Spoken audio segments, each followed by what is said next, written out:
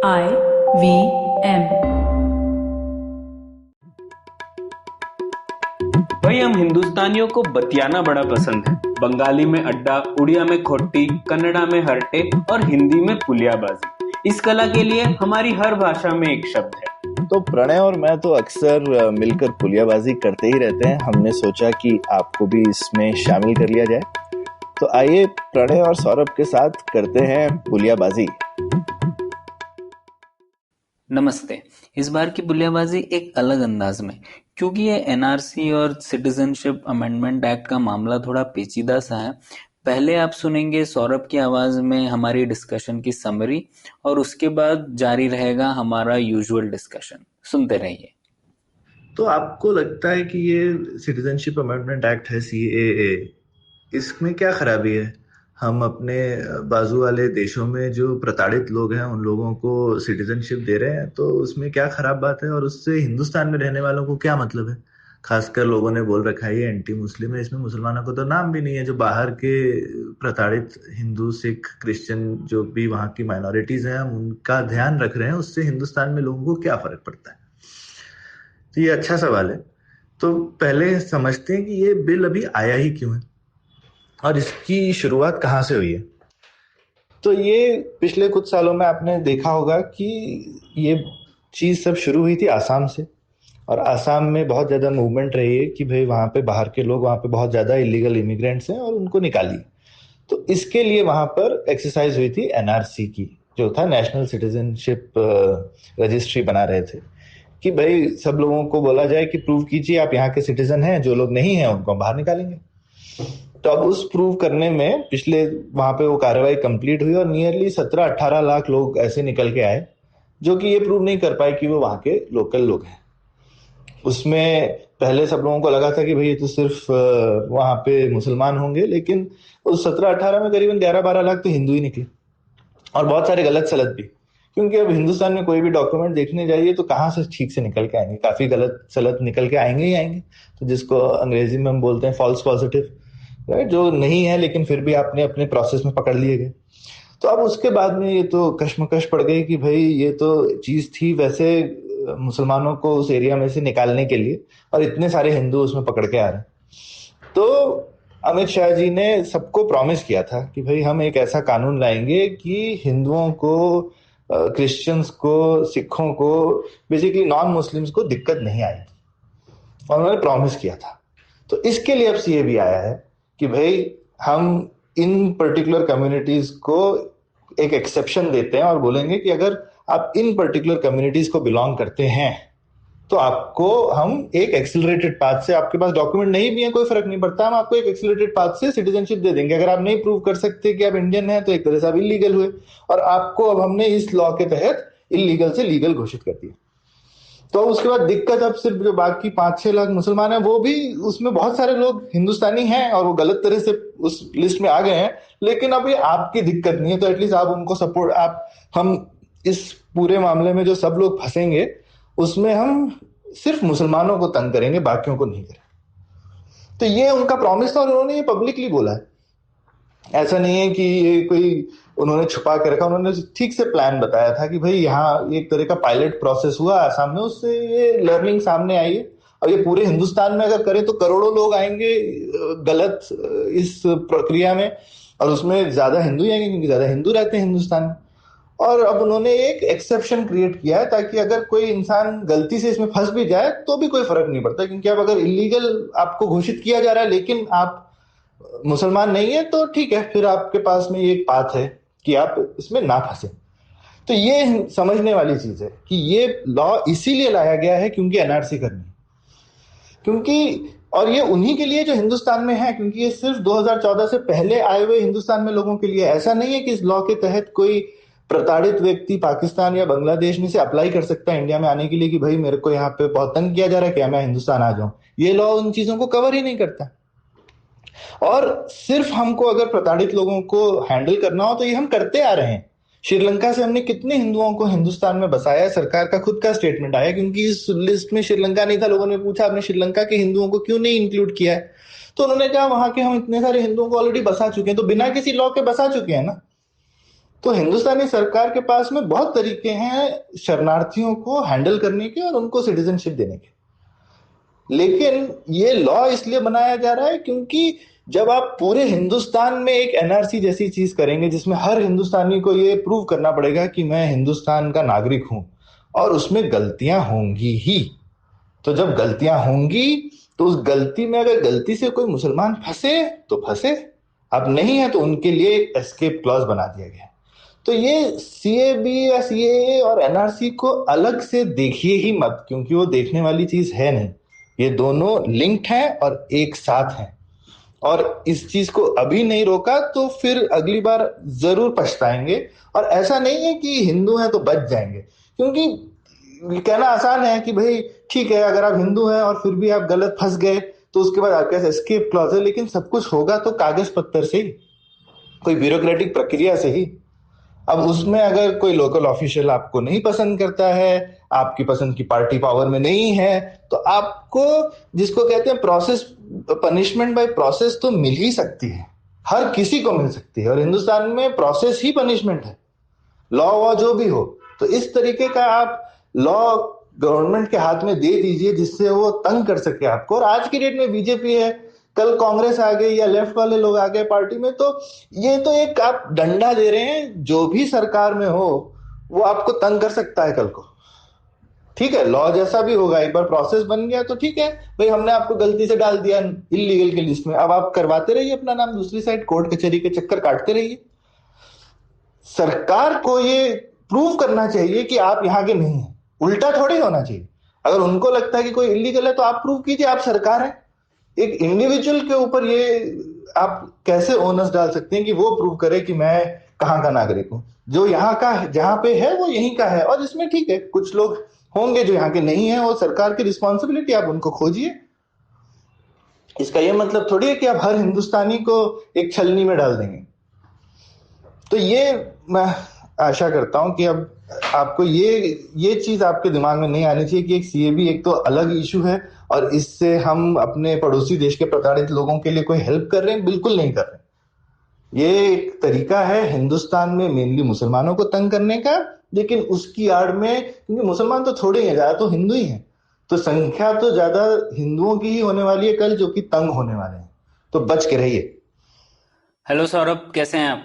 ए प्रणय, बढ़िया एकदम, तुम बताओ।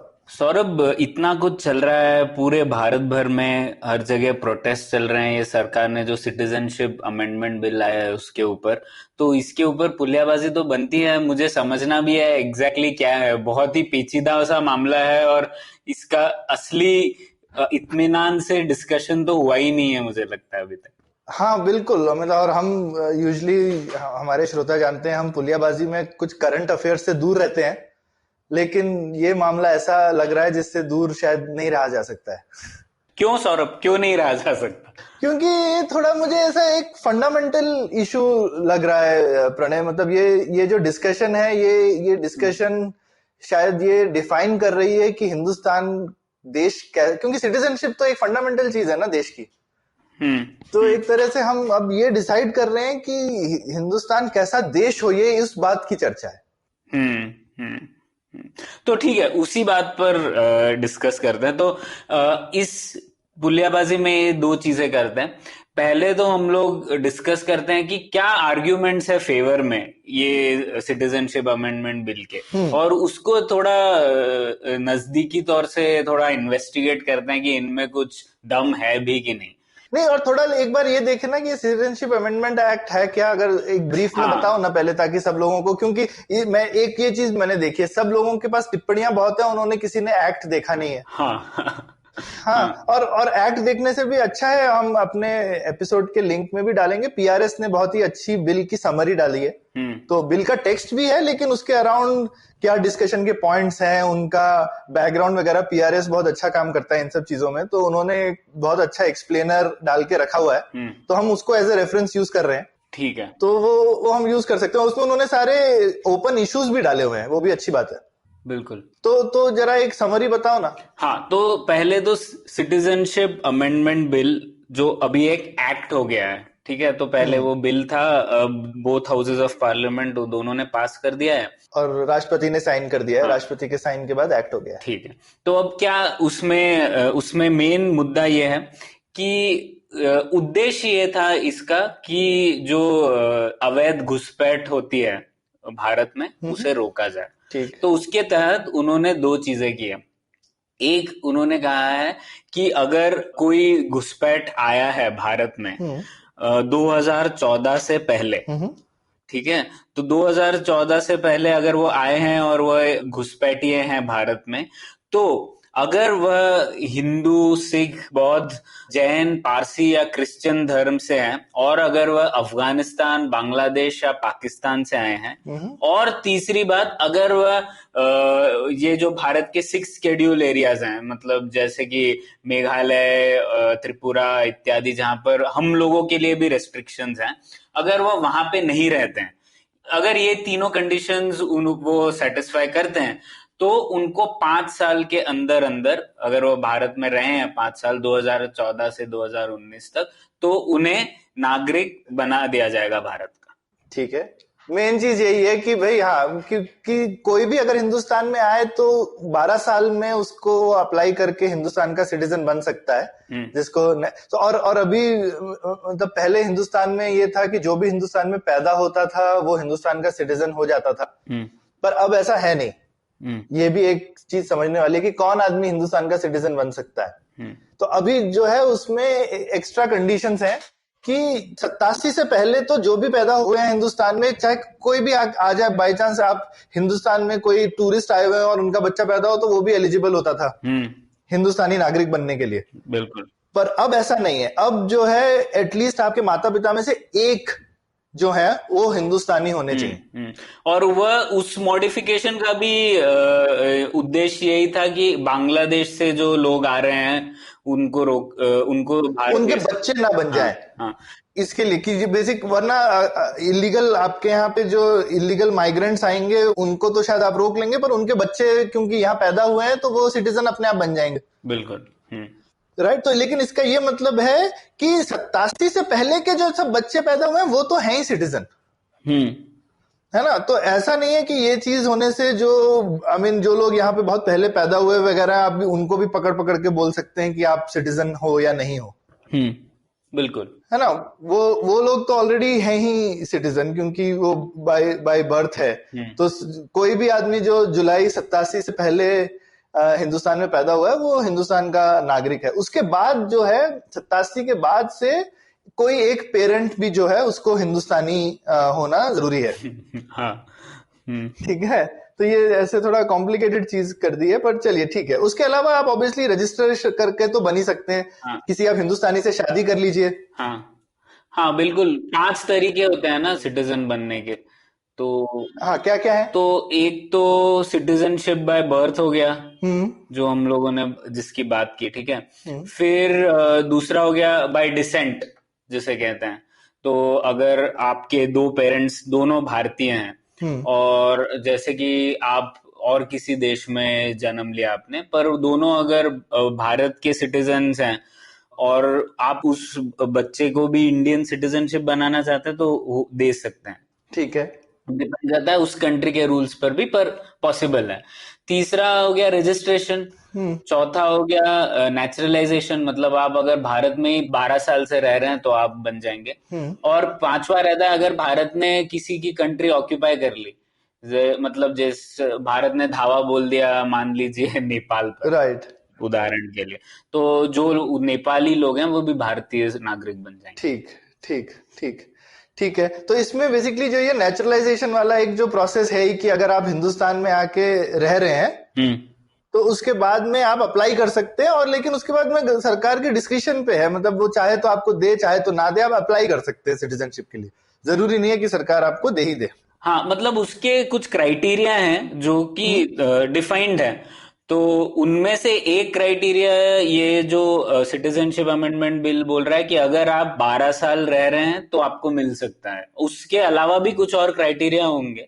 नहीं, ऐसा नहीं कहता है वो मिल सकता है, ऐसा है कि उसके बाद आप अप्लाई कर सकते हैं। नहीं, जितना मेरे को तो समझ में आया, उन्होंने सिर्फ ये बोला कि उनको हम इलीगल माइग्रेंट की तरह ट्रीट नहीं करेंगे। हाँ, इसका हाँ अप्लाई कर सकते हैं उसके बाद, बिल्कुल। है ना, तो ये तो सिर्फ यही है कि वो स्पेसिफिकली लिखता है कि जो एक्ट है वो अलाउ कर रहा है कि आप एक बार यहाँ पे रह लें।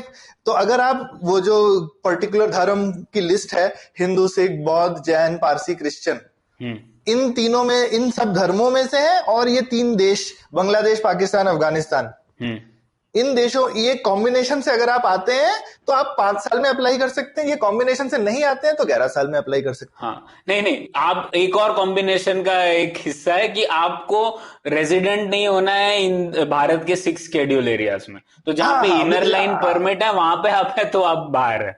हाँ, करेक्ट। तो हाँ, आप मिजोरम, आप इधर नहीं हो सकते हैं, basically Assam, Mizoram, basically north east के जो एरियाज हैं वहां पे आपको नहीं होना चाहिए।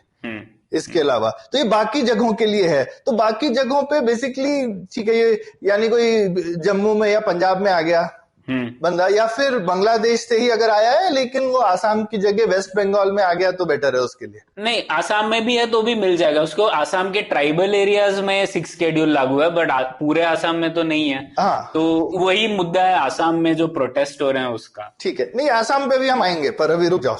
ठीक है। हाँ, तो अभी हम पहले ये समझ लें कि ये किया, तो ये करके क्या फायदा है? 5 साल और 11 साल से मतलब हिंदुस्तान में आके रह ही रहे हैं अगर, तो ये 5 साल में आपको क्या फर्क पड़ता है? आप 5 साल में सिटीजनशिप मिल जाए या 11 हिंदुस्तान में कोई मतलब सिटीजनशिप मिलने पे आपको ठीक है एक भारत का पासपोर्ट मिल जाएगा जिससे आप शायद ट्रैवल वगैरह कर सकते हो आराम से कंट्री के बाहर, है ना। हिंदुस्तान में तो आपको ट्रैवल करने के लिए, ये तो ज्यादा इतने गरीब लोग आते हैं, इनको क्या फर्क पड़ेगा? शायद गल्फ में काम करने जा सकता है आदमी, इसके लिए या क्या? क्यों ये डिमांड है भाई? हाँ, नहीं, वही मुद्दा है, क्यों, आखिर क्यों? एक ही शायद इसका मैं आर्ग्यूमेंट ढूंढ पाया, जैसे नितिन गडकरी ने अभी स्टेटमेंट दिया था, आज या कल ही दिया था, कि उन्होंने बोला कि देखिए मुसलमानों के लिए कितने देश हैं पर हिंदुओं के लिए एक भी देश नहीं है। तो शायद ये सिटीजनशिप अमेंडमेंट बिल एक जरिया है इस गवर्नमेंट को ये साबित करने का कि देखिए अब हम हिंदुओं को बचाएंगे, वो कहीं भी हो, और भारत है वह देश जो हिंदुओं की रक्षा करेगा। शायद वह सिग्नल देना चाहते हैं और उसी की वजह से किया, नहीं तो इसमें कोई ज्यादा फर्क तो नहीं है। लेकिन नहीं, वो ठीक है, वो मुझे समझ में आता है, वो क्योंकि सावरकर ने बोला है कि हिंदुस्तान पुण्य भूमि है। शुरू में उनका आर्गुमेंट था जो कि उन्होंने जीव के होली लैंड से कॉपी किया था, क्योंकि जीव लोग मानते हैं कि उनका एक होली लैंड है, तो उन्होंने भी बोला भाई हिंदुओं का पुण्य भूमि हम बनाएंगे। पहले कॉन्सेप्ट था नहीं, लेकिन वो कॉन्सेप्ट ज्यादा चला नहीं, क्योंकि इन लोगों की, सावरकर की या इवन उस समय आरएसएस वगैरह की फॉलोइंग बहुत ज्यादा तो थी नहीं पार्टीशन के टाइम पे भी वगैरह, तो ये आइडियाज उस समय तो रिजेक्ट हो गए थे। और उस समय हिंदुस्तान ने बेसिकली पूरी दुनिया में हर जगह हिंदुओं को बोला था कि भाई आपका धर्म अलग है और आपकी राष्ट्रीयता अलग चीज है। तो आप जिन भी देशों में रहते हैं आप उनके सगे बन के रहिए, ये हमारी हिदायत थी आजादी के बाद। ऐसा नहीं था कि हमने उसी समय घोषणा करी जैसे इजराइल ने करी थी कि भाई अब सारे दुनिया के यहूदी जो हैं वो अब हमारे नागरिक हो गए। बिल्कुल। तो हमने ऐसा नहीं कहा था कि भाई सब सारी दुनिया के हिंदू हमारे, वरना नेपाली जो है बगल में ही था हमारे इंडिपेंडेंट स्टेट, वो तो उनका ऑफिशियल धर्म भी हिंदू धर्म था। तो वही ऑब्जेक्ट करते कि भाई आप हमारे नागरिकों के ऊपर में क्या आप अपना राइट जमा रहे हो क्या? हाँ, तो वो तो थोड़ी प्रॉब्लमेटिक चीज है। और मेरे ख्याल से ज्यूज के अलावा ये और किसी ने नहीं किया है। ये पाकिस्तान ने ट्राई किया था पर वो तो हुआ नहीं। पाकिस्तान दुनिया का पहला देश था जो कि बोला था कि हम इस्लाम की वजह से देश बन रहे हैं, वरना इस्लाम वाले तो इतने सारे देश है ना, अदरवाइज तो एक ही देश होगा पूरी दुनिया में सारे मुसलमानों का, राइट। तो इसके लिए ये प्रॉब्लमेटिक चीज है। मतलब पाकिस्तान पहला एक्सपेरिमेंट था और वो चला तो है नहीं। पाकिस्तान तो फेल्ड स्टेट है, बांग्लादेश इसलिए टूट गया ना पाकिस्तान से, वरना क्यों टूट जाता।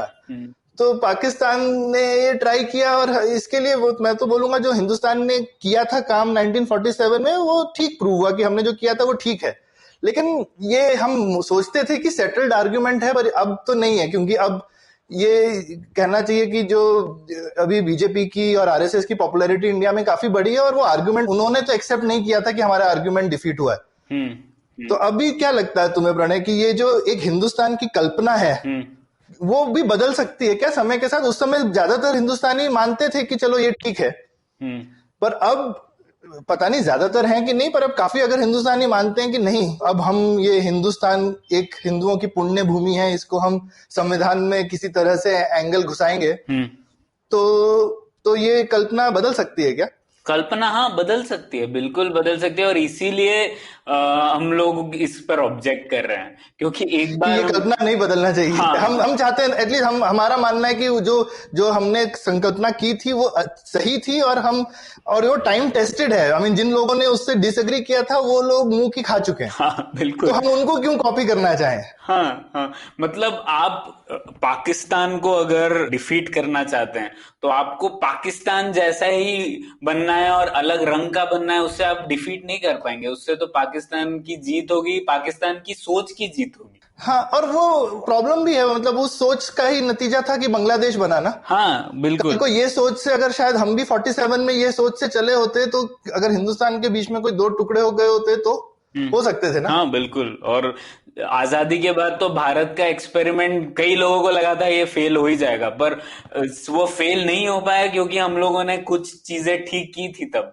हाँ, और वो हमको मतलब हिंदुस्तान की हम काफी क्रिटिसिज्म रहता है, ये नहीं किया वो नहीं किया, पर जो कुछ अच्छा किया उसको तो संजो के रखना चाहिए। हाँ, पर उसी पे लोगों को लग रहा है कि नहीं, काफी नहीं था वो। हाँ, तो चलो ये तो एक एनीवे थ्योरेटिकल है, लेकिन प्रैक्टिकली ये पूरी इसी तरह से नहीं है। ये शायद आई मीन ये गडकरी जी ने बोला है, काफी लोगों ने और ने भी बोला है, और ये एक वेल एस्टेब्लिश पब्लिसाइज्ड थॉट है, ऐसा कोई छुपा के तो नहीं रखता है। आरएसएस ने ये काफी समय से बोला हुआ है ये चीज, तो कि वो इसको मानते हैं। लेकिन अब ये बिल में भी एग्जैक्टली ऐसा तो नहीं है। यहाँ पे पारसी भी हैं, क्रिश्चियन भी हैं, जैन भी हैं, हाँ नहीं, बौद्ध भी हैं, सिख भी हैं। और इसमें ये भी एक और नहीं है सौरभ, कि जो हिंदू जैसे श्रीलंका में है वह तो नहीं आते हाँ, इसमें। वो क्यों नहीं आते? श्रीलंका में तो बहुत ज्यादा प्रताड़ित है, क्योंकि लेकिन वहां पे वो बौद्ध लोग उनको प्रताड़ित करते हैं, मुसलमान नहीं करते।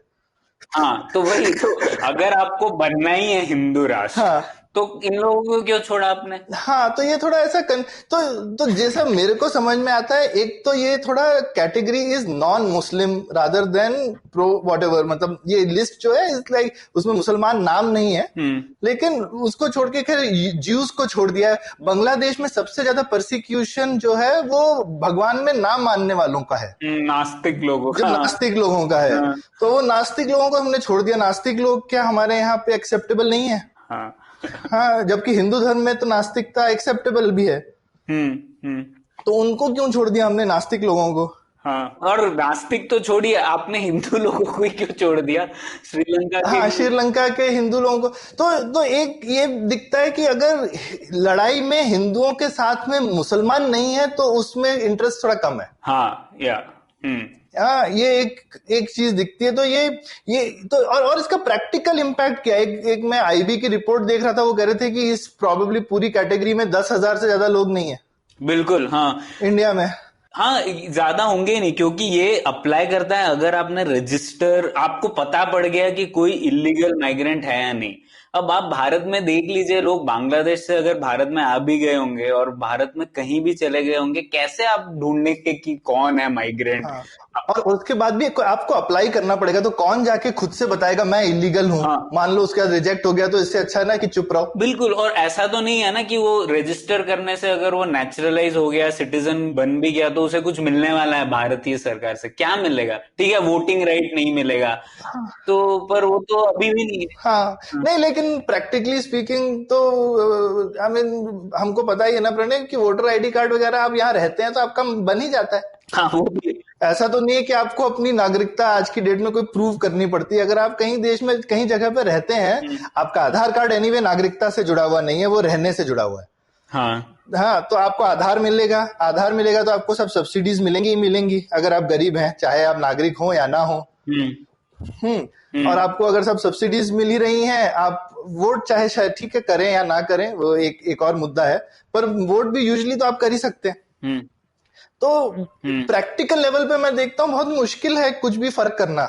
हाँ बिल्कुल, प्रैक्टिकल लेवल पे इस इंस्ट्रूमेंट से जो सरकार, मान लीजिए ठीक है, सरकार को ये चाहिए कि वह सिग्नल करे पूरे विश्व को कि सब हिंदू यहाँ पर आ जाए, हम लोग उससे वाकिफ नहीं रहते। पूरे विश्व को नहीं, मुझे तो लगता है ज्यादा शायद आई मीन जो जो उनके सपोर्टर्स हैं शायद उनको ज्यादा सिग्नल करने वाली चीज है कि देखो हम इस डायरेक्शन में कुछ कर रहे हैं। हाँ। तो हम पूरा हिंदू तो नहीं कर रहे हैं बट एटलीस्ट नॉन मुस्लिम तो कर रहे हैं। हाँ। तो ये वो भी क्योंकि वो हिंदू वाला भी जैसा हमने डिस्कस किया वो एकदम ठीक से तो नहीं किया है। बिल्कुल। हाँ। लेकिन शायद कुछ भी किया है, मुझे कहीं कहीं पे लगता है कि बस शायद मुसलमानों को उंगली कर दी तो उसी से अच्छा लग रहा है। हाँ, यही इनका उद्देश्य लग रहा है। हाँ।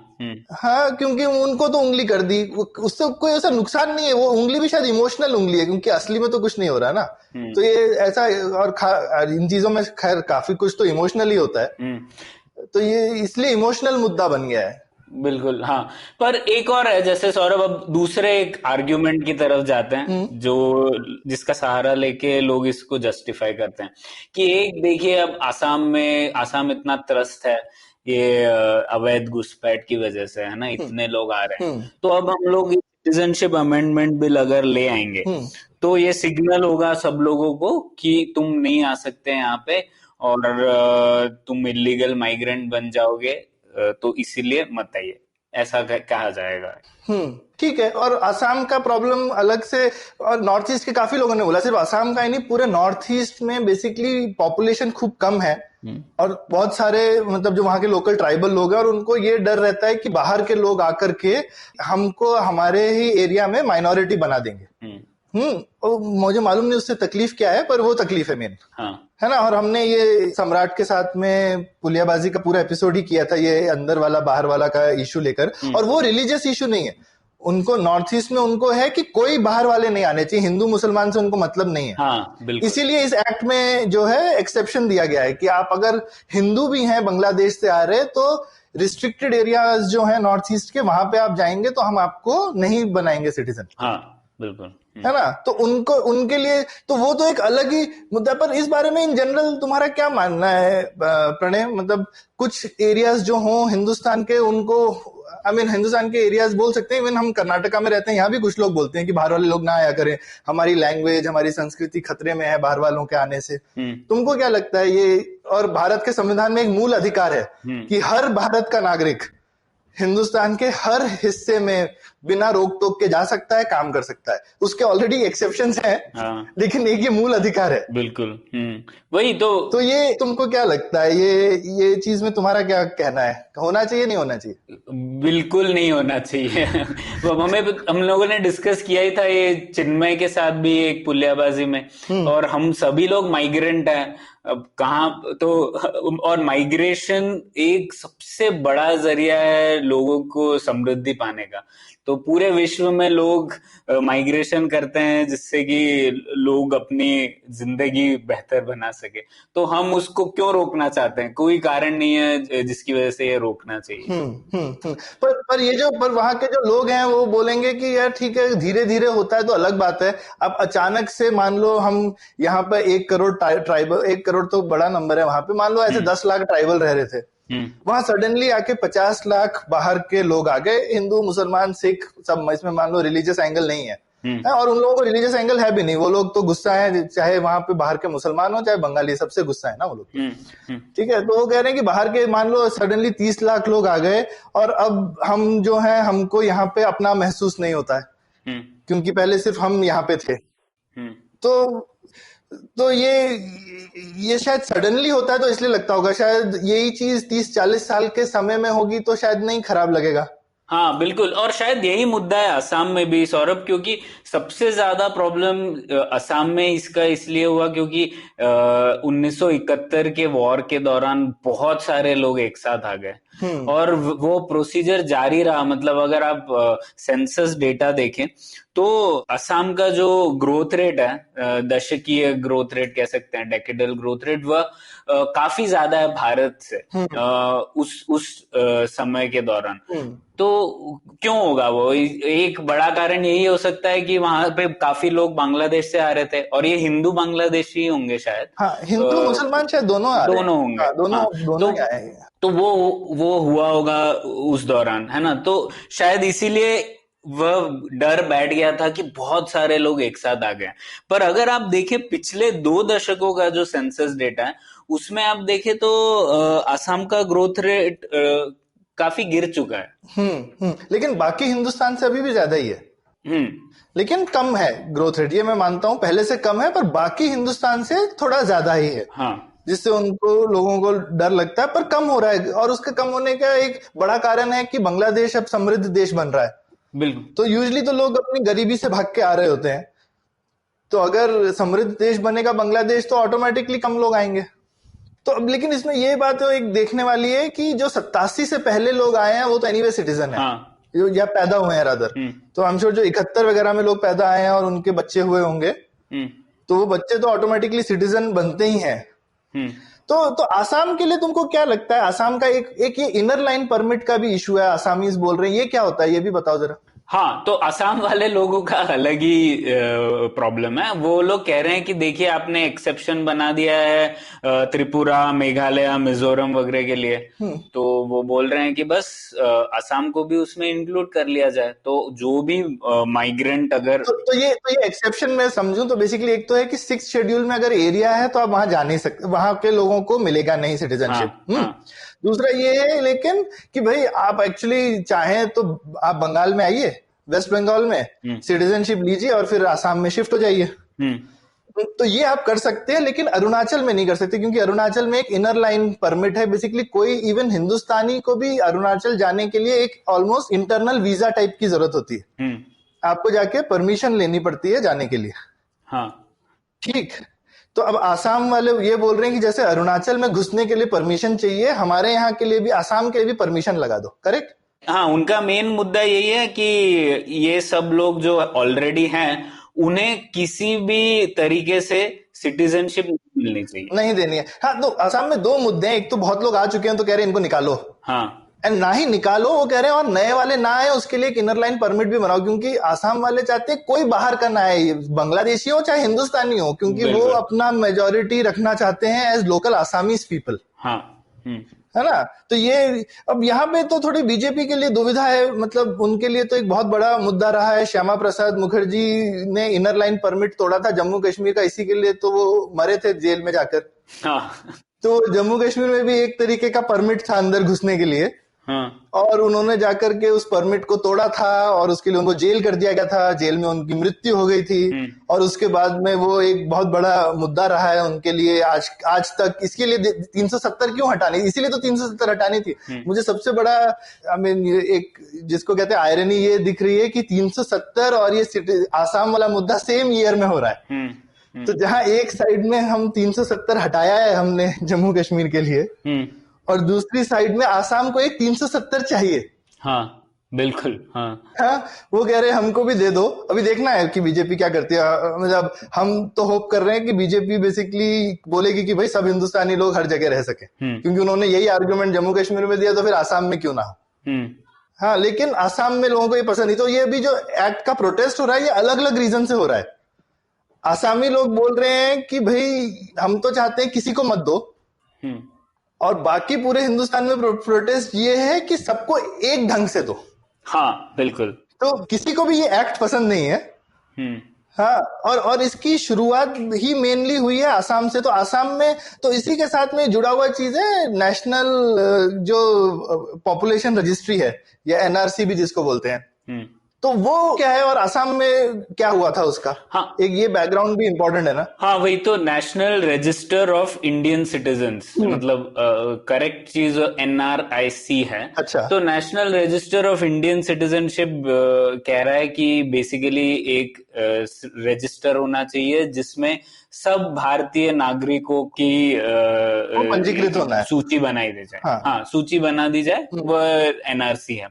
तो ये तो हम लोगों ने डिस्कस किया था कि सुप्रीम कोर्ट, ये NRIC की डिमांड असम में काफी टाइम से चल रही थी। वही असम गण परिषद और इन लोगों ने बोला था इसी उद्देश्य से कि जो इलीगल इमिग्रेंट्स हैं या माइग्रेंट्स हैं उन्हें बाहर कर दिया जाए। ठीक है। उस मुद्दे से तो NRIC को फाइनली सुप्रीम कोर्ट ने बोला कि हाँ किया जाना चाहिए, और इस साल वो प्रोसीजर कंप्लीट हुआ था। और उसमें उस पूरे प्रोसीजर के बाद उन्होंने ये पता लगाया कि 19 लाख ऐसे लोग हैं जो सिटीजन नहीं बने। ठीक है, जो सिटीजन है नहीं और हिंदुस्तान में है, रिक्वायरमेंट पूरी नहीं करते वो। ठीक है, और वो 19 लाख में लेकिन अराउंड 11-12 लाख हिंदू निकले, तो ये पड़ गई प्रॉब्लम। हाँ। तो उन्होंने शुरू में तो सबने ये लोगों को आई थिंक सबसे ज्यादा ये बीजेपी को समझ में नहीं आया। सबको लगता था कि बांग्लादेश से एक तो सिर्फ जो है मुसलमान आते हैं, वो तो हिंदू भी आते हैं, और इसीलिए ये स्पेशली मेनली ये एक्ट बना इसीलिए कि वो जो हिंदू हैं उनको इंक्लूड करा जा सके। लेकिन उसके बाद आसाम में इतना ज्यादा प्रोटेस्ट है तो अब आसाम के लिए एक्सक्लूड कर दिया है। तो अब वो जो 11 लाख हैं आसाम में, अगर ये होगा तो वो तो बेचारे स्टेटलेस हो ही जाएंगे। हाँ, उनके पास तो कोई उपाय नहीं है ना बेचारों के पास।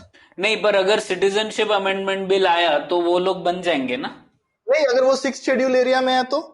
हाँ, तो ट्राइबल एरियाज तो कम है आसाम में। हाँ, तो हाँ। लेकिन इन्होंने 6th शेड्यूल रखा है, लेकिन आसाम में लोग कह रहे हैं पूरे आसाम ना, सिर्फ 6th शेड्यूल तो ये एक्ट में लिखा है, इसके लिए तो वहां पे प्रोटेस्ट चल रहा है। वो कह रहे हैं पूरे आसाम को इंक्लूड करो। हाँ, वो कह रहे हैं, पर अगर सिटीजनशिप अमेंडमेंट बिल आज की डेट में जो बनाया हुआ है अमेंडमेंट एक्ट, हाँ, एक्ट है, हाँ, तो उसके हिसाब से वो बच जाएंगे।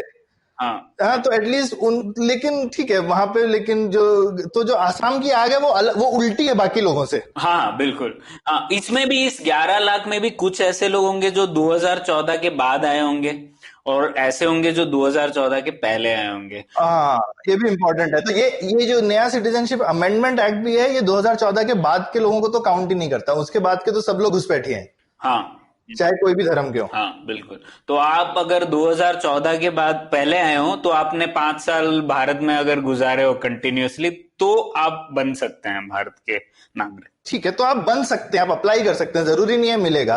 और लेकिन ठीक है, ये 2014 अभी क्योंकि 2019 में 5 साल हो गए, तो यानी जो 2014 में भी आया होगा वो भी एलिजिबल हो जाएगा। अच्छा, एक चीज मुझे बताओ, ये पता कर लिया कि ये मान लो 1 लाख लोग वहां पे ढूंढ लिए गए कि ये इनको हम नहीं देंगे, और इसमें रिलीजियस एंगल चलो छोड़ देते हैं, मान लो पिछले साल 1 लाख लोग आ गए, वो तो किसी एक्ट में कवर नहीं होते। ठीक है, चाहे हिंदू हो, चाहे मुस्लिम हो, चाहे अथीस्ट हो, सिख हो, सब लोगों को हमने बोला भाई हमने पकड़ लिया तुमको, तुम 1 लाख लोगों को, क्या करेंगे हम उनका? हम लोग उनको देखिए, अब अगर आपने पकड़ भी लिया उन लोगों को, आप उनको भेज नहीं सकते किसी और देश को जब तक दूसरे देश में भी सहमति हो कि हाँ ये हमारे लोग थे जो आपके वहां इलीगली चले गए थे, जो कि होगा नहीं। तो आपको उनको शायद डिटेंशन सेंटर बना रहे हैं वो लोग, उसमें रखना। अरे डिटेंशन सेंटर एक तो बना तो रहे हैं, लेकिन जितने डिटेंशन सेंटर मैंने देखे हैं बड़े बड़े बना रहे हैं, मतलब आसाम में जो बना है वहां 3000 लोग की कैपेसिटी है, बैंगलोर में जो बना है उसकी 4000 लोग की कैपेसिटी है। और ये हम लाखों की बात कर रहे हैं। हाँ, तो ये पहले तो हम 1 लाख लोगों को क्या कहते हैं रखने के लिए इतने बड़ा इंफ्रास्ट्रक्चर बनाए कि जहाँ पे ये लोग जाके रहें। हाँ, और वहां क्या उनको बस हम एक तरह से उनको कैद कर लेंगे। हाँ, कैदी हो गए वो हमारे देश में। बिल्कुल, उनका कहना यही है, मतलब इन समर्थकों का, कि वह कैदी, मतलब उन्हें एक निचले स्तर पर रखा जाए। नहीं, मतलब कैदी तो नहीं बना, निचले स्तर का क्या मतलब? कैद कर लेंगे, उनके छोटे बच्चे हों या कुछ हम क्या, हम बच्चों को कैद खाने में डाल देंगे? हाँ? कोई लॉजिक नहीं है इसका। हाँ, ये तो नहीं, कोई मतलब प्रैक्टिकली भी मैं सोच रहा हूँ ये करेंगे हम क्या, मतलब इसका फिर मुझे बस यही दिख रहा है कि हम कुछ लोगों को तंग वंग करके एग्जाम्पल बना सकते हैं कि देखो देखो हम तंग कर रहे हैं इनको। हाँ, शायद एक डेटरेंस स्थापित करना चाहते हैं कि देखिए अब तो 2 प्रॉब्लम है ना यहाँ पे, एक स्टॉक है माइग्रेशन का और एक फ्लो का है। मतलब जो लोग ऑलरेडी आ गए हैं वह स्टॉक में हो गए, फ्लो मतलब प्रवाह कैसे रोका जाए आगे बढ़ते हुए। तो ये लोग शायद कहना चाह रहे हैं कि देखिए अगर हम लोगों ने उदाहरण बना दिया कुछ एक लोगों का, 1 लाख छोड़िए 1000 लोगों को भी अगर हम लोगों ने कैद रख दिया, तो ये एक सिग्नल होगा, जो लोग अब आना चाहते हैं उनका प्रवाह बंद हो जाएगा क्योंकि वो डर जाएंगे। पर इसमें मुझे लगता है मान लो आपने वो जो 1000 लोग पकड़े उसमें, और हमने काफी रिपोर्ट देखी, एक तो कारगिल के मतलब आर्मी ऑफिसर्स वगैरह को भी उन लिस्ट में डाल दिया गया है। हाँ। कारगिल में लड़ाई वड़ाई किए हुए और वगैरह। अब वो 1000 में हिंदुस्तान में ऐसा तो नहीं कि गलती नहीं करती सरकार, हमारी सरकार कोई इतनी कॉम्पिटेंट तो है नहीं। बिल्कुल। तो मान लो उस 1000 में से आपने 10 लोग असली नागरिक हिंदुस्तान के पकड़ के उनको कैद खाने में डाल दिया कि तुम तो नागरिक हो नहीं, क्योंकि उनके पास सही पेपर नहीं है या फिर उन्होंने ठीक से कन्विंस नहीं कर पाया, कोई भी रीजन हो, क्योंकि हम तो पहले कैद खाने में डाल देंगे, उसके बाद केस चलता रहेगा। तो उससे बांग्लादेश में लोग क्या ज्यादा डरेंगे कि हिंदुस्तान के करोड़ों लोगों में डर फैल बैठ जाएगा। बिल्कुल। इसके दो अभी निष्कर्ष निकले, ठीक है। एक तो आप सरकार को और ज्यादा खर्च करने पड़ेंगे अपने रिसोर्सेज, अपने पैसे इन लोगों पर जो कि इलीगल माइग्रेंट्स हैं, क्योंकि इन्हें डिटेंशन सेंटर भी बनाना पड़ेगा, उसको मेंटेन करना है, वो सब। और दूसरा, इसका डर फैलेगा भारतीय लोगों में ही, ना कि बांग्लादेशियों में। हाँ, और मुझे लगता है वो सबसे ज्यादा जो हिंदुस्तान में मुसलमानों को डर है कि ये एक हथियार बन जाएगा किसी भी मुसलमान को बेसिकली जाकर के। तो पहले वो एक्ट में ऐसा नहीं था, तो अभी वो एक्सेप्शन बना दिया है, उसमें सिर्फ मुसलमान नहीं है। तो अब बेसिकली आप किसी भी मुसलमान को आप तंग कर सकते हो जाके कि प्रूव कर तू यहाँ का नागरिक है कि नहीं है, बिल्कुल, है ना। और अगर तुमने प्रूव नहीं किया, और मैं बोलता हूँ ना भी हो, क्योंकि आपने डाल रखा है, अब कोई हिंदू है, इस चीज का भी क्या प्रूफ होता है? आप जाके किसी को बोलो तू प्रूव कर तू हिंदू है। इवन सुप्रीम कोर्ट ने भी बोला हुआ, क्योंकि हिंदू का डेफिनेशन इतना जनरल टाइप का है कि भाई उन्होंने भी ये बोला है जो कि ये बाकी किसी धर्म में नहीं है, वो हिंदू है एक तरह से। है ना। तो ये बड़ा, तो आप जो भी सरकार में हो वो किसी को भी जाकर तंग कर सकता है कि पहले तो, क्योंकि आपको रजिस्टर तो होना है ना एक नेशनल रजिस्ट्री में। तो ये भी एक चीज है, क्योंकि होम मिनिस्टर का ठीक एकदम खुल के बयान है कि सिटीजनशिप अमेंडमेंट एक्ट और एनआरसी ये आप अलग अलग नहीं है, ये क्रोनोलॉजिकल ऑर्डर है कि पहले ये होगा और उसके बाद एनआरसी हो रहा है, ताकि हिंदुओं को दिक्कत ना हो। हाँ सौरभ, यही एक और आर्ग्यूमेंट दिया जाता है सीएबी के फेवर में। लोग कह रहे हैं कि देखिए ये दोनों अलग अलग चीजें हैं। सीएबी कर सकते हैं हम लोग, जिससे कि आगे हम लोग माइग्रेशन रोक दें, और एनआरसी शायद ना करें हम लोग, तो भारत के लोगों को डरने की कोई जरूरत नहीं है। ये सिर्फ भारत के बाहर से आने वाले लोगों की तरफ है। हाँ मतलब, लेकिन वो तब होता ना अगर ये चेकिंग गेट पे हो रही होती। ये एग्जिस्टिंग, जैसा आपने कहा स्टॉक वर्सेस फ्लो, अगर आप कोई आदमी बांग्लादेश से हिंदुस्तान आना चाहता है और वो अप्लाई करे कि भाई मैं यहाँ पे पीड़ित हूं, और उस समय आप बोल सकते हैं कि ठीक है आप क्यों पीड़ित हैं, आप या तो पॉलिटिकल वजह से पीड़ित हो सकते हैं क्योंकि आप अपोजिशन में हैं, या फिर आप हो सकता है अथीस्ट हैं या हिंदू हैं वहां पर और आपको रिलीजियस आपका परसिक्यूशन हो रहा है, तो आप अप्लाई करें, आपकी एप्लीकेशन एक्सेप्ट हो जाए बेसिस कि आपकी क्या परसिक्यूशन है। लेकिन ये तो हम कर ही नहीं रहे। हम ये पूरा लॉ जो है, इसलिए जो लोग कह रहे हैं कि भाई आप बाहर के लोगों का ध्यान नहीं, बाहर के लोगों से तो ये रिलेशन है ही नहीं ना। ये पूरा जो एक्ट है ये सिर्फ आज की डेट, आज की भी नहीं, 2014 से पहले आए हुए लोगों के ऊपर लागू होता है। बिल्कुल। आज की डेट में जो भी लोग हैं बाहर, उनका इससे कोई लेना देना नहीं है। तो ये कहना कि ये हिंदुस्तानियों को इससे मतलब नहीं होना चाहिए, ये गलत है। क्योंकि जब आप हिंदुस्तान में लोगों को टटोलेंगे तो उसमें आप कभी, एक तो सबको टटोलने की बात हो रही है, ये नहीं है कि सरकार जो है वो अगर किसी को सस्पेक्ट करती है तो फिर उसके खिलाफ केस बनाए कि तुम इलीगली आए हो। ये नहीं है, अभी उल्टा हो रहा है कि हम रजिस्ट्री बनाएंगे, आप प्रूव कीजिए कि आप नागरिक हैं। हाँ, नागरिक होने का प्रूफ जो है वो नागरिक को देना है, सरकार को ये नहीं प्रूव करना है कि तुम इलीगल हो। उल्टा होना चाहिए ना यूजुअली, तो वरना हम सब लोग इलीगल हैं अनलेस प्रूवन अदरवाइज। एनआरसी आने के बाद तो यही आइडिया है ना। बिल्कुल वही आइडिया है उसका। तो ये चीज तो मुझे काफी, तो ये तो मुझे तो यही लगता है कि अगर हम इतना जो भी पैसा वैसा खर्च होने की बात हो रही है, तो पहले तो हम फ्लो पे ध्यान दें, है ना भाई। बॉर्डर पे ठीक से कंट्रोल करो ना। और बीएसएफ तो सीधे होम मिनिस्ट्री के अंदर आती है, बीएसएफ ही सबसे करप्ट है। धक्का पासपोर्ट फेमस है ना बांग्लादेश में। हाँ, धक्का दे के भेजती अंदर जो भी लोग आना चाहते हैं। तो आप कंट्रोल कीजिए फ्लो को, आप ही के अंडर में तो है डायरेक्टली। हाँ, और जो ऑलरेडी अंदर आ गए उनके लिए क्या बोलते हो, क्या करना चाहिए?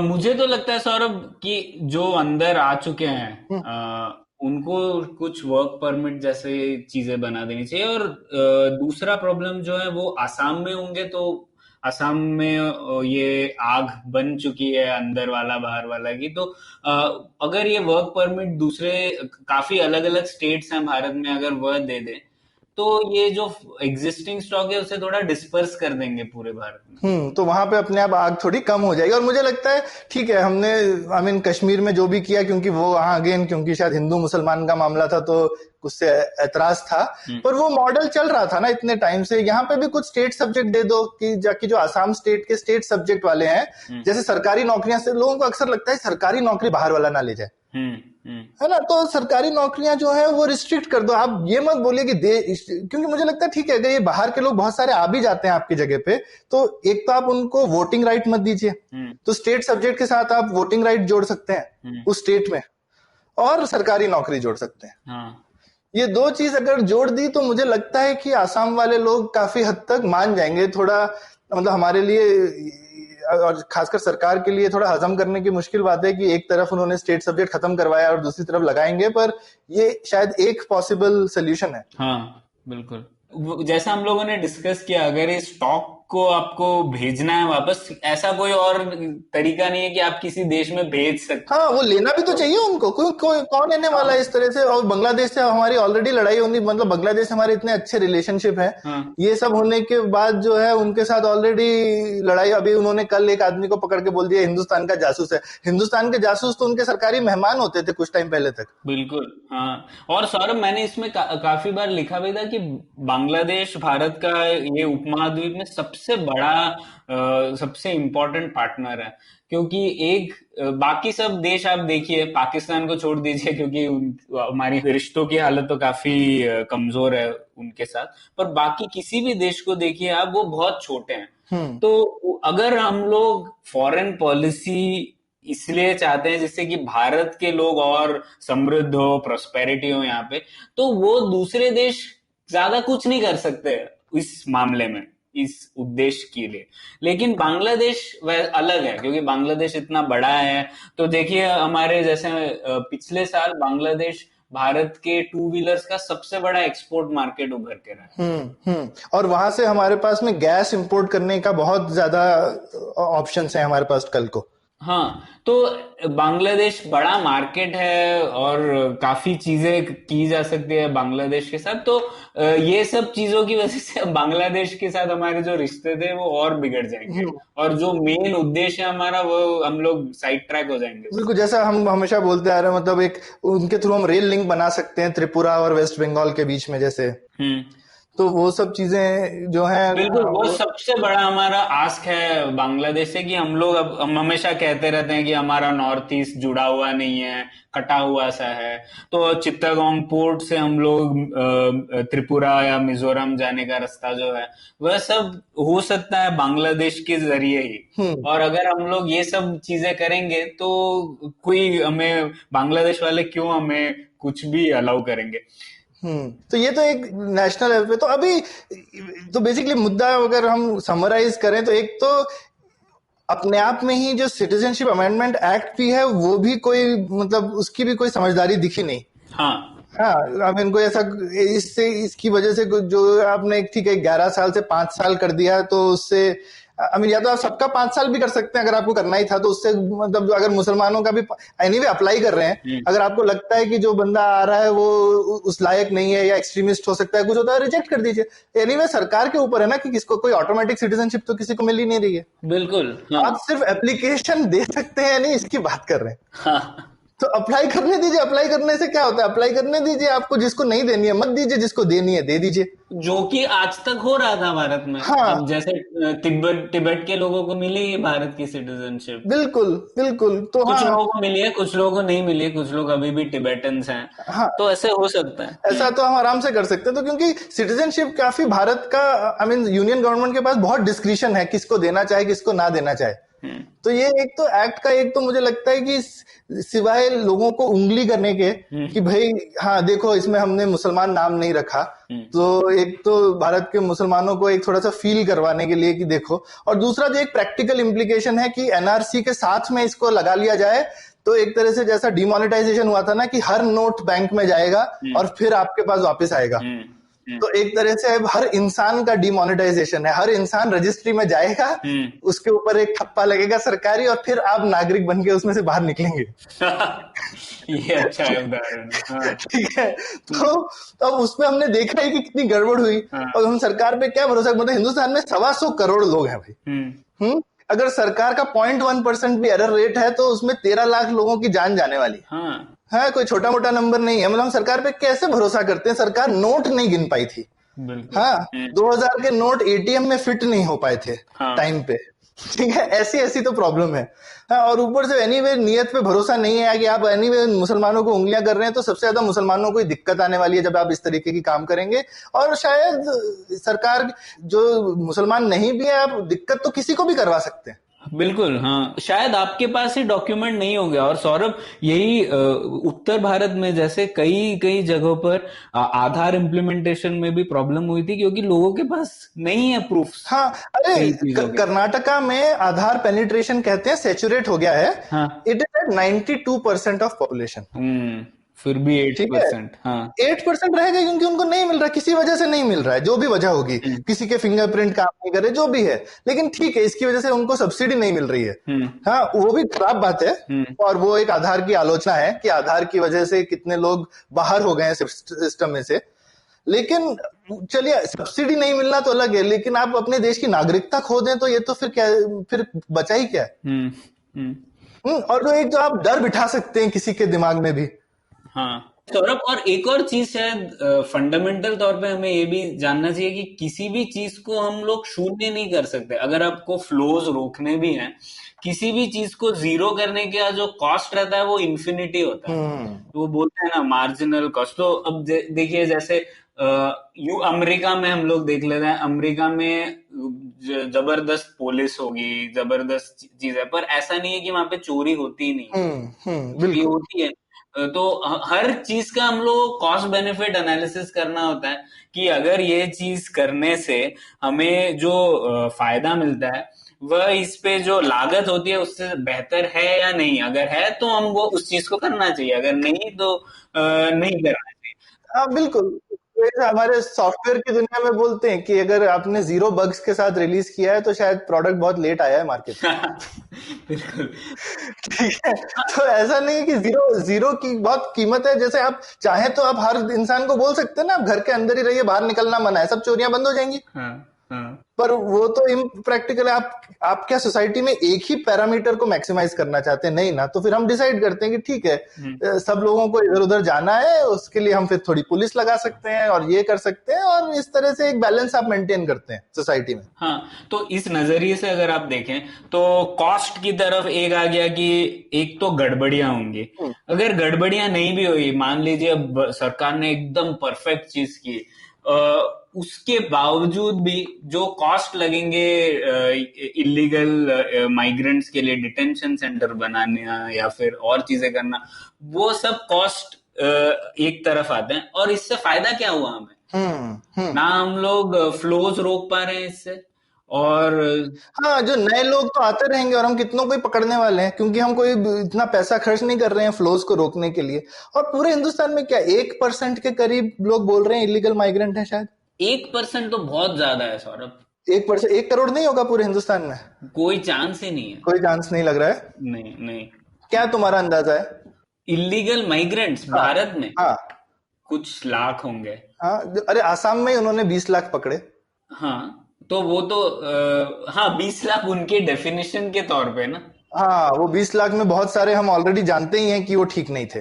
हाँ, तो और सौरभ ये भी देखना चाहिए कि अब बांग्लादेश से लोग क्यों आएंगे, मतलब कि बांग्लादेश से लोग आएंगे, एक तो आसाम नहीं आएंगे, आना भी चाहेंगे तो बहुत सारे भारत के दूसरे हिस्सों में आना चाहेंगे। और दूसरी तरफ अगर इकोनॉमिक माइग्रेशन की बात हो रही है तो बांग्लादेश से भी बहुत लोग गल्फ जाते हैं, जैसे भारत से जाते हैं। बिल्कुल जाते हैं। तो हाँ, तो उनके लिए भी अलग, आप यूरोप जाइए तो आपको बांग्लादेशी रेस्टोरेंट्स मिलेंगे जो भारत इंडियन रेस्टोरेंट के नाम पर हाँ हाँ, बहुत है, यूके यूरोप में बहुत बांग्लादेशी हैं। हाँ, तो मतलब भारत में ऐसा क्या है कि वो लोग भारत ही आने चाहिए? हमने कोई ऐसे सुरखाब के पर भी नहीं लगाए हुए हैं। हाँ, तो 1 करोड़ ये सब तो बहुत बड़ा नंबर हो गया। 1 करोड़ मतलब हम लोग बोल रहे हैं बैंगलोर की पॉपुलेशन है 1 करोड़।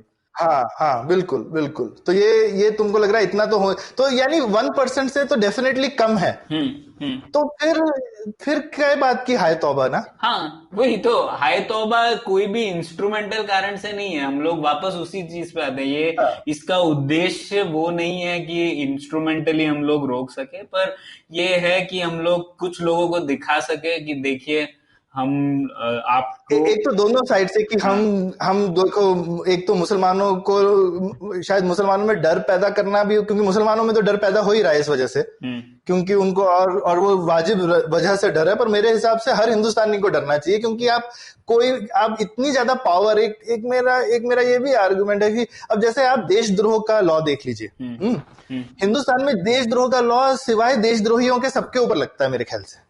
हाँ, अभी हालिया हुआ था ना सौरभ कुछ ऐसे। हाँ, कहीं झारखंड में या कहीं पे गांव वालों ने, क्योंकि उनकी जमीनें जबरदस्ती ली जा रही थी, तो उन्होंने पत्थरों के ऊपर में हिंदुस्तान का संविधान लिखना शुरू कर दिया। तो वहां पे हजारों लोगों पे देशद्रोह का आरोप लगा दिया संविधान लिखने पर।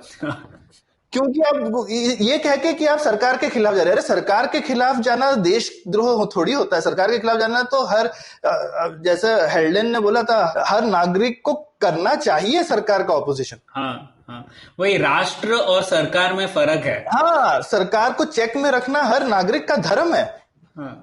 तो आप सरकार को चेक में रखेंगे तो उनसे आपको दिक्कत है, तो ऑलरेडी ये देशद्रोह का आपने उनके हाथ में दे रखा है डंडा। अभी ये एक और आपने डंडा दे दिया जिससे आप किसी को भी तंग कर सकते हैं। तो कोई भी ब्यूरोक्रेट, कोई भी नीचे लेवल का आदमी कहीं भी तंग हर किसी को कोई स्वयं होम मिनिस्टर आके थोड़ी तंग करने वाला है। हाँ, और सौरभ हो सकता है कल को सरकार बदल जाए और यही जो आपने एक और डंडा दे दिया सरकार के हाथ में, तो वो आप पर भी पड़ सकता है। बिल्कुल बिल्कुल। कल को मान लो कहीं गलती से कोई बहुत ही ज्यादा लेफ्टिस्ट गवर्नमेंट बन गई और वो बोले कि सारे आरएसएस वाले देशद्रोही हैं, तो ये कैसे चलेगा भाई? ऐसा थोड़ी है। उनकी अपनी संकल्पना है, लेकिन वो देशद्रोही थोड़ी है। उनसे हमारा मतभेद हो सकता है विचार का। बिल्कुल। तो ये तो गड़बड़। और सब लोग, शायद जो भी सत्ता में होता है उसको लगता है परमानेंटली वही रहने वाला है। भाई जो भी आप डंडा बना रहे हैं वो अगले जो सत्ता में आने वाला है वो भी यूज करेगा। हाँ। तो सरकार के पास तो मेरे हिसाब से हर पॉलिटिशियन को भी, और शायद जितने उनके सपोर्टर्स हैं उनको भी रखना चाहिए ये अपने दिल में कि इनके पास में जितनी कम ताकत हो नागरिकों को तंग करने की, उतना अच्छा है। हाँ, बिल्कुल। क्योंकि एक तरह से ये नागरिक को तंग करने की ताकत दे रहे हैं ना आप। हाँ।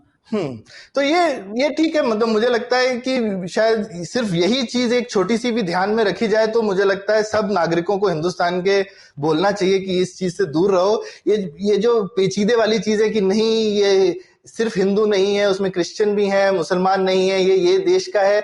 आप बहुत लीगल आर्गुमेंट बना सकते हैं, पर एक मोटे तौर पे मेरे ख्याल से हमको हमेशा ये देखना चाहिए, खासकर हिंदुस्तान जैसी जगह में जहां पे सरकारें ऑलरेडी, उनका तंत्र की शक्ति इतनी खराब है, अब उनको एक तो और ज्यादा इंपॉर्टेंट काम दीजिए मत। जो हैं वो तो ठीक से करें। और कम से कम लोगों को तंग करने की पावर मत दो तो अच्छा है। हाँ, बिल्कुल बिल्कुल। और सौरभ, एक और फंडामेंटल चीज है जो हम लोगों ने बात की थी नॉर्थ ईस्ट का डिस्कशन करने पर, कि अगर हम लोग हर चीज को ये अंदर वाला बाहर वाला कौन इस फ्रेमवर्क से देखने लग जाए, तो फिर वह जो सर्कल है जो बताता है कि अंदर वाला कौन और बाहर वाला कौन है, उसको हम लोग हमेशा और छोटा छोटा छोटा करते जाएंगे। आज को बोल रहे हैं हम लोग यहाँ कोई अफगानिस्तान या पाकिस्तान से अगर मुस्लिम नहीं है तो वह उसमें कोई प्रॉब्लम है। फिर हम लोग और कोई कारण से इस सर्कल को और कम कर देंगे, नहीं कि तुम हिंदू हो पर तुम पहले आए थे और उसके बाद नहीं आए हो तो तुम भारतीय नहीं बन सकते। फिर ये सर्कल अगर हम कम करते जाएंगे तो फिर भारत नहीं रहेगा। बिल्कुल बिल्कुल। और कुछ पता नहीं चलता। मतलब ये खासकर लॉज की काफी लंबी उम्र होती है। हम एक तरीके का प्रिंसिपल एक्सेप्ट कर लें तो वो फिर प्रिंसिपल में क्लॉजेस तो ऐड होते जाएंगे। तो एक हमको एक मूल सिद्धांत वाले मुद्दे पर ही चीजों को रोकना चाहिए कि यार ये सिद्धांत ही गलत है ना चीजों को देखने का। हाँ, फिर इस सिद्धांत में आप और आगे तो चीजें कल आज की डेट में नहीं भी है, वो कोई और जोड़ देगा, मे भी आपकी सरकार नहीं जोड़ेगी, पर आपकी सरकार यहीं थोड़ी रहने वाली। इस तरीके का आप फंडामेंटल सिटीजनशिप टाइप का एक्ट डालोगे तो ये तो अगले 20 साल चलेगा ना। हाँ। तो सौरभ, अगर हम लोग ये आप सोचिए, अगर आप भारत के दुश्मन हो या आप कोई पाकिस्तान में हो और आप वहां से देखें ये जो डेवलपमेंट्स हो रहे हैं भारत में और ये जो अंदर वाला बाहर वाला फ्रेमवर्क यूज हो रहा है, तो आप बहुत खुश हो जाएंगे वहां पर। नहीं, पाकिस्तान तो बोलेगा यार हमारे साथ जो हुआ 71 में, भगवान करे यही हो, और मैं क्या कर सकता हूँ इनको 71 वाली सिचुएशन पे ले जाने के लिए। बिल्कुल, हाँ, है ना। वो लोग सोच रहे होंगे हम लोगों के साथ जो गई गुजरी है वो इनके साथ भी कल होने वाला है, हम कैसे उसे एक्सिलरेट कर दें। हाँ, वही तो, हम लोग जाने अनजाने में जो वह चाहते हैं एग्जैक्टली वही हो रहा है। जहां हमको अपने आप में एकजुट होकर रहना चाहिए, हम ऐसी खुद ही वजह ढूंढ रहे हैं। वो लोग तो हमको नहीं अलग कर सकते, पर शायद हम खुद ही को अलग अलग करने की वजह खुद ही जुटा रहे हैं। हाँ, और एक तो हम लोग वो गलत कर रहे हैं, सरासर गलत कर रहे हैं। दूसरा, हम लोग वो ये इस मुकाम पर कर रहे हैं जब भारत की अर्थव्यवस्था थोड़ी डगमगाई हुई है। भारत में हम लोगों को और कई मकाम है जो हासिल करना है ना, हम लोग उसको हम लोग सब साइड में छोड़ के हम लोग ये अंदर वाला कौन बाहर वाला कौन उसके ऊपर डिस्कशन कर रहे हैं। नहीं, ये तो मतलब वो बात तुम्हारी ठीक है कि टाइमिंग गलत है, पर मुझे लगता है कि ये चीज किसी टाइम पे भी ठीक नहीं है। हाँ, वो भी है। तो मतलब वो टाइमिंग का आर्गुमेंट तो बात ठीक है कि ये टाइमिंग स्पेशली खराब है, पर ये शायद ये चीज कोई भी टाइम पे नहीं करनी चाहिए। ठीक है, आशा करते हैं कि मतलब हम भी कोई एक्सपर्ट नहीं है, लेकिन हमारी डिस्कशन से अगर इस मुद्दे पे किसी और के विचारों को अगर हेल्प मिली हो और उनको समझ में आई हो ये मुद्दा और अच्छे से, और आप लोग भी हमको बताइए आप लोग क्या सोचते हैं। आपको लगता है कि हमने कोई आर्गुमेंट मिस कर दिया, या और कोई ऐसा रामबाण आर्गुमेंट है जिससे हमारी सारी की सारी डिस्कशन धाराशायी हो जाती है, तो हम जरूर सुनना चाहेंगे। आप बताइए हमको। बिल्कुल, लिखिए हमें पुलियाबाजी ट्विटर पर या फिर फेसबुक पर, या फिर हम लोग ईमेल पर भी अवेलेबल है। शुक्रिया। उम्मीद है आपको भी मजा आया। यह पॉडकास्ट संभव हो पाया है तक्षशिला इंस्टीट्यूशन के सपोर्ट के कारण। तक्षशिला पब्लिक पॉलिसी में शिक्षा और अनुसंधान के लिए स्थापित एक स्वतंत्र संस्था है। आप दुनिया के किसी भी कोने में हो, आपकी उम्र कुछ भी हो, अगर आप पब्लिक पॉलिसी, विदेश नीति या टेक्नोलॉजी गवर्नेंस में रुचि रखते हैं तो तक्षशिला की वेबसाइट takshashila.org.in पर उनके कोर्सेज को जरूर चेक कीजिए। और अगर आप पुलियाबाजी में शामिल होना चाहते हैं तो हमसे कनेक्ट कीजिए puliyabazi@gmail.com पर या फिर @puliyabazi ट्विटर पर। शुक्रिया। Hi, I'm Sarayu Natarajan. And I'm Alok Prasanna Kumar. And we are the hosts of the Ganatantra podcast. On this podcast, we speak to academics, social scientists, journalists, and activists to find out what's actually going on in Indian politics. On this podcast, we stay away from personality politics, intrigue, and gossip, and instead focus on the data, research, and analysis that drives all this. So tune in to the Ganatantra podcast, where new episodes are out every Wednesday on the IVM Podcast app, website, or wherever you listen to your podcasts. How aware do you think you are of your laws and rights? Do you look up to laws when you are caught up in situations? Do you know what your rights are when you're stuck somewhere bad? Well, here's a show that can help you move an inch closer to being aware of what your rights are. Tune into Know Your Qanoon with me, Amber Rana. This is a podcast meant to answer all your law-related queries. Catch Know Your Qanoon every week on the IVM website or the app or anywhere you get your podcast from.